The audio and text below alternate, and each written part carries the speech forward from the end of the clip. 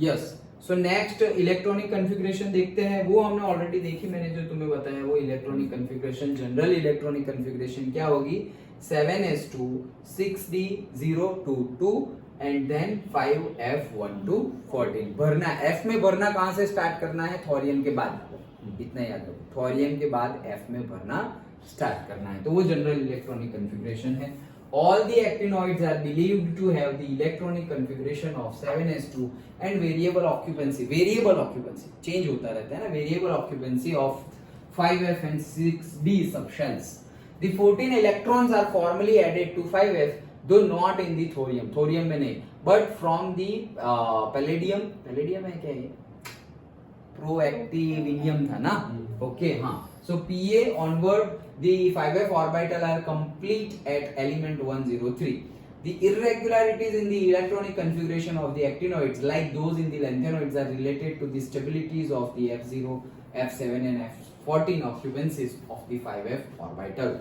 तो ये क्यों हो रहा है, जैसे ये लैंथेनोइड की हमने बात की थी, तो ये लैंथेनोइड की बात की, तो ये 0 to 1, ये क्या भाई फिक्स बोल दो ना कि कितना, लेकिन नहीं, 0 होगा या तो 1 होगा, और यहाँ पर भी 0 to 2 कुछ फिक्स नहीं है, ओके, या तो 0 हो जाएगा, डी में है ही नहीं, एफ में चला जाएगा, या डी में 1 है या डी में 2 है और फिर एफ में जाएगा। तो ये वेरिएबिलिटी क्यों आ रही है, क्योंकि वो लोग स्टेबिलिटी गेन करना चाहेंगे, मतलब क्या, F0, F7, F14 गेन करना चाहेंगे, उसके अकॉर्डिंगली फिलअप होता है।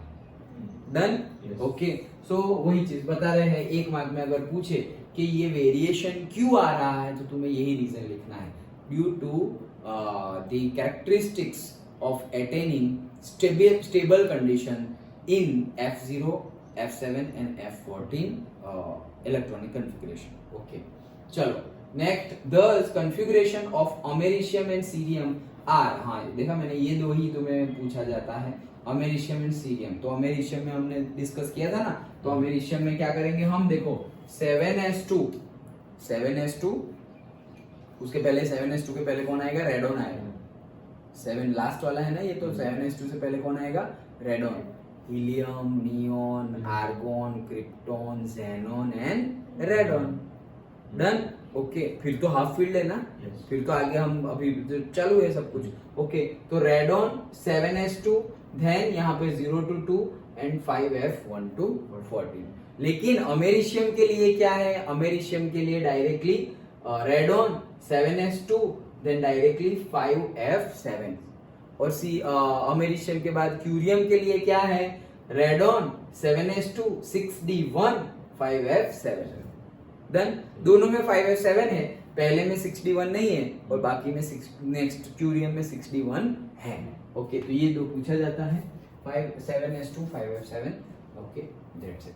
Although the 5f orbital resemble the 4f orbital in their angular part of the wave function, they are not as buried as 4f orbital, and hence 5f electrons can participate in bonding to a far greater extent। क्या बोल रहे हैं पता है कि 4f में जैसे field होता है ना, 5f में भी सेम वही तरह से फील्ड नहीं होता।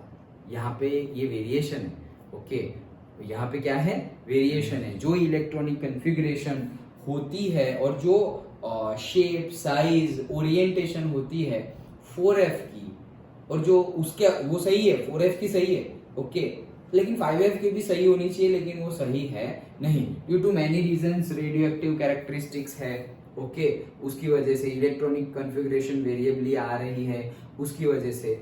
डन, ओके, तो क्या बोल रहे हैं कि 5, और जैसे कि हमारी शील्डिंग इफेक्ट, तो 4f हमने देखा था ना शील्डिंग इफेक्ट लैंथेनोइड कॉन्ट्रैक्शन में, ओके, कि क्या 4f की शील्डिंग इफेक्ट सबसे कम, SPDF, तो f की वजह से शील्डिंग इफेक्ट सबसे कम होती है, लेकिन 5f में ज्यादा होती है। सोचो, f की वजह से कम होती है लेकिन 5f में ज्यादा हो रही है, ये एक्सेप्शन केस है, उसका कैरेक्टरिस्टिक्स ही ऐसी है उसकी।